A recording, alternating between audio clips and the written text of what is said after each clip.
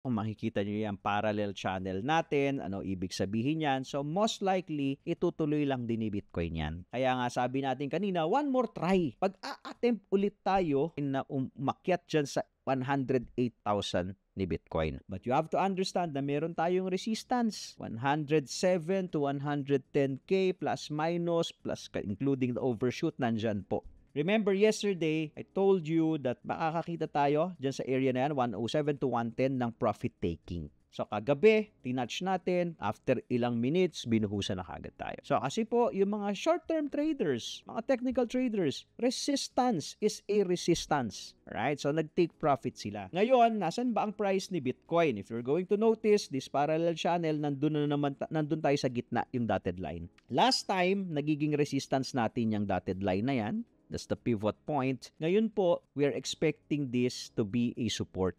Tignan natin, most likely tatalbog. So mamaya, there's a probability na makita ulit natin yung sumilip ulit tayo ng 108, probably near 109, and then, nasa tuktok to eh. Okay? And then, pull back ulit. So, pwedeng ganito.